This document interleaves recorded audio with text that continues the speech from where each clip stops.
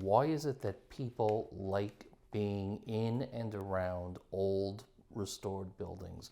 What is it that it does for them psychologically, emotionally? I mean, everybody says, oh, people like to be in that environment, but why? What is it that drives them towards that? There's been a lot of interesting research around the psychology of historic buildings and why we're drawn to them. There are some people who suggest that it is because they're human scaled, and our more modern buildings sometimes tend to be very large, and they sort of almost feel out of scale with us. But a historic building is approachable. I think that layer of history in a structure draws us to it because we recognize that not only are we stepping into a place imbued with that history, but that we're becoming part of that story. As a preservationist, does it bother you at all that it is not completely natural, it's not completely authentic, it's not exactly the way it was originally built or planned? Historic communities can't be frozen in time. Unfortunately, we can't trap them in amber and leave them as is. They are living, breathing, existing entities. I think the balance of what happened here with flood control and a historic community and, the needs of a modern economy and the needs of people who live downtown, I think that they hit the mark in a really good way. I mean, I would put Frederick right up on the lines of places like Charleston and Savannah and New Orleans.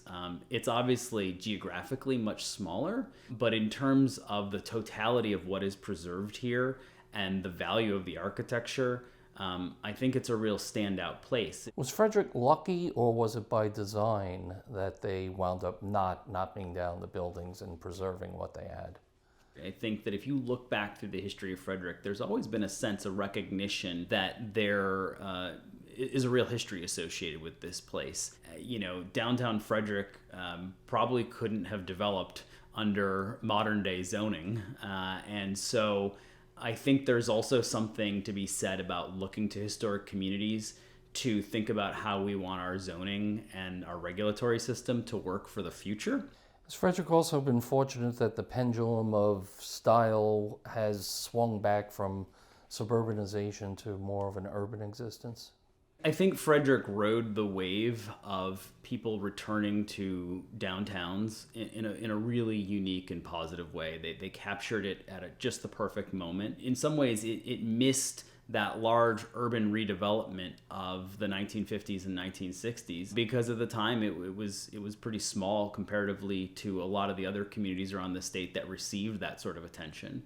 You look at a place like Cumberland, the interstate went right through the heart of it, and Frederick escaped that because they were able to, kind of meander around it. It was cheaper just to go around Frederick. Are there things that other cities and towns, though, can learn from what Frederick has done in terms of historic preservation about helping themselves rebound as well? I think as a statewide historic preservation group that works with other preservation organizations all across the country, we hold up Frederick as an example, not only of the great preservation story here, but how they tackled a weather-related, a climate issue, a water issue.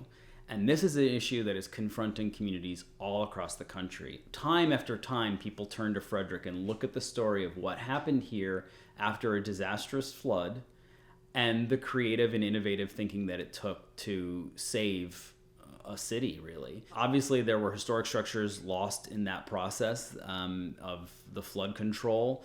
But by doing that work, they were able to control a big impact that would have negatively impacted this community time after time after time. And there are numerous communities across the country that look at that and think about how it may not directly apply to them. They may not have a Carroll Creek and the exact flooding conditions that they had here in Frederick, but looking how to live with floods, looking how to live with water, how to control it in ways that allow you to preserve the best of your community, but manage it in an effective and sustainable way. That's a story that is of this moment because communities all across the country are confronting this.